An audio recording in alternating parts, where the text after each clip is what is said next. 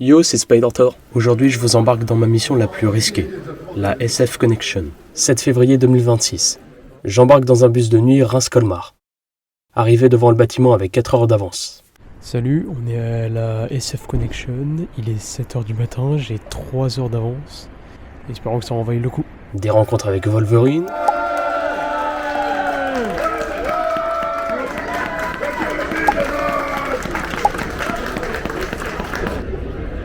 Bonjour. Salut. Salut.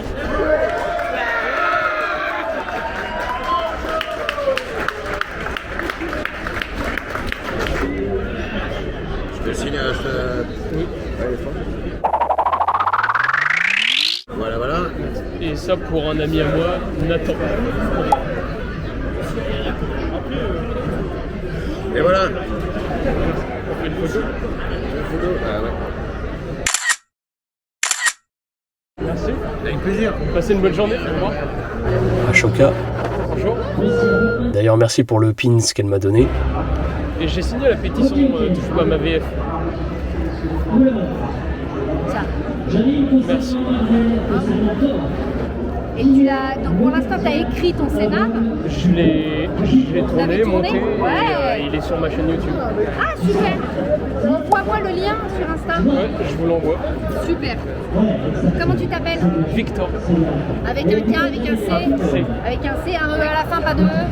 Pas de VICTO, ouais. Non, mais tu en as avec un E à la fin. Là, tu nous fais quand même un gros mélange entre le marteau de Thor, Spider-Man. Ouais. Je suis très fier. Très bien. T'as raison.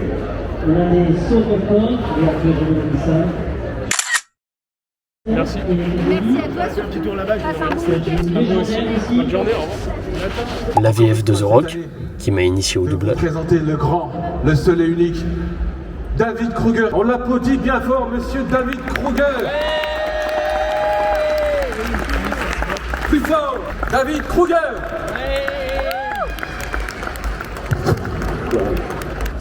Saïd Ben Soni. Je vais aux manettes. Ouais. Je m'attendais à une saloperie. Quel salopard. Bonjour tout le monde, pardon. Je suis très ému. Bonjour. Ça va bien? Ça va. Tu t'appelles Victor. Victor. Quel numéro tu as choisi, Victor? 50. Le 50. Tu dis ça avec une voix. Tout le gratin du doublage était là. Et Jérôme Forest. On l'applaudit bien fort.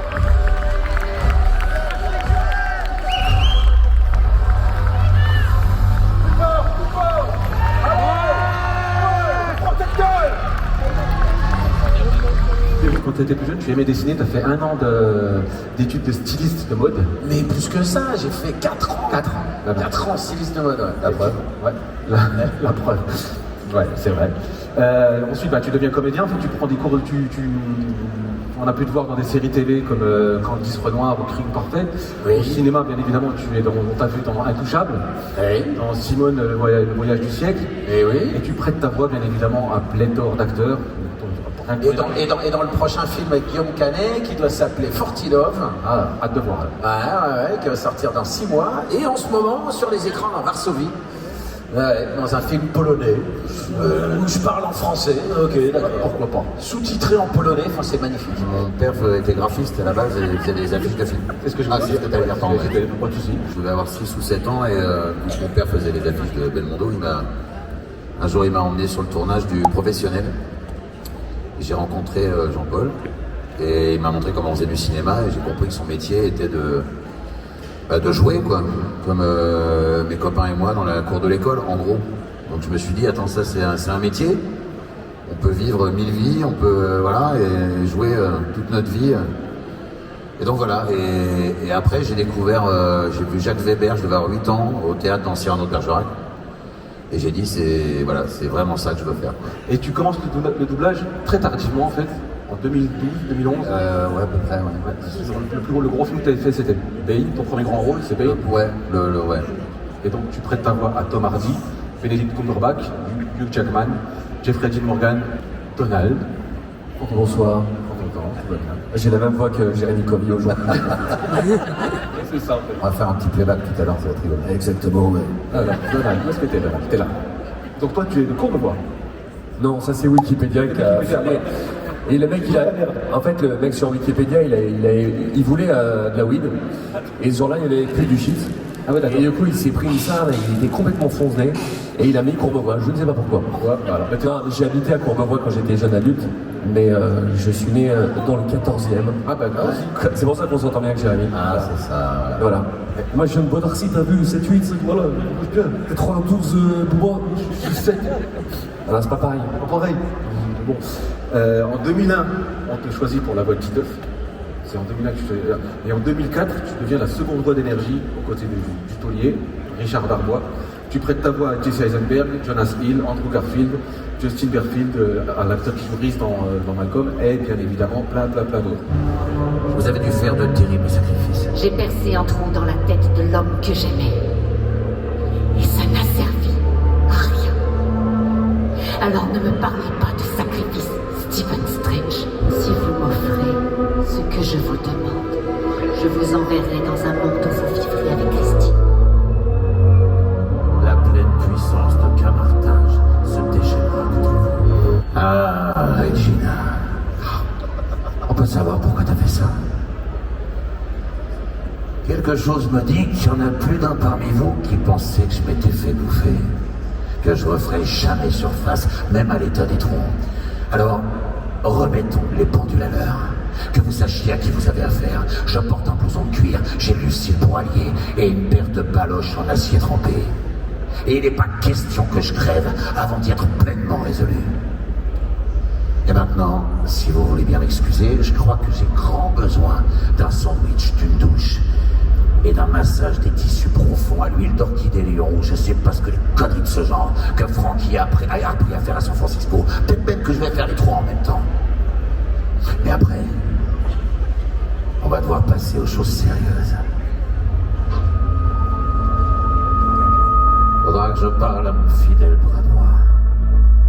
Parce qu'il faut qu'on comprenne comment tout ça a pu arriver sans qu'on le voie venir. Après quoi, eh ben, on pourra enfin recommencer à faire ce qu'on a toujours fait. À savoir sauver des vies. Écoute-moi, deviens ma reine et je serai ton roi. Pitchounette. Voilà.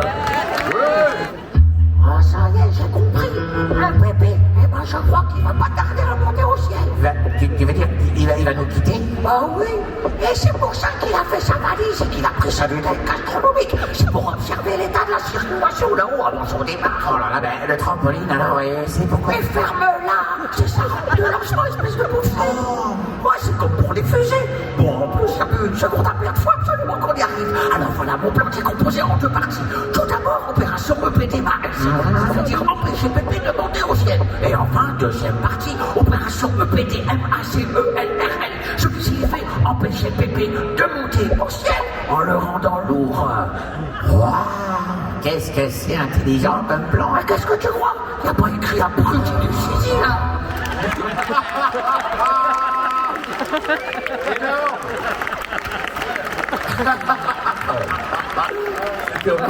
Bravo, c'est tellement mieux. Énorme. Cette énergie correspond à certains personnages et ne correspond pas à d'autres. Première chose. Deuxième chose, nous avons les uns et les autres, et tout le monde ici, des difficultés ou des facilités à dire certains mots les uns derrière les autres. Et quelquefois, on n'arrive pas à enchaîner des mots parce que c'est pas dans notre bouche. Voilà. Ensuite, je vais donner mon point de vue. Je sais que peu sont d'accord avec moi, mais je donne quand même mon point de vue. Pour moi, on engage un ingénieur du son, un directeur artistique, des comédiens, des auteurs, des adaptateurs, pour des qualités qu'ils ont, et a priori des qualités qui sont bonnes. D'accord? On est là pour bosser. Donc, on va faire des progrès ensemble, en équipe. Le DA peut se planter, le comédien peut faire des propositions et se planter, l'ingénieur du son peut mal prendre le son, aller nous chercher trop, pas assez, l'adaptateur peut avoir loupé un truc, de pas savoir que c'est Jérémy, que c'est un tel ou un tel qui va doubler, et se dire putain, j'avais su que c'était Jérémy, j'aurais pas dit ça parce que je connais le vocabulaire de Jérémy, je connais etc., je connais sa façon de jouer, de parler, etc. Donc voilà, on est là, on travaille ensemble. J'ai beaucoup de mal, c'est vrai, je l'avoue, avec des textes où on nous dit « tu changes pas une virgule ».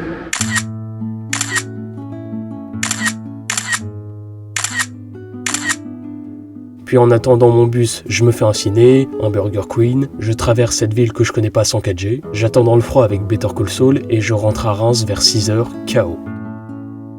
Mais le mois de février me réserve bien plus.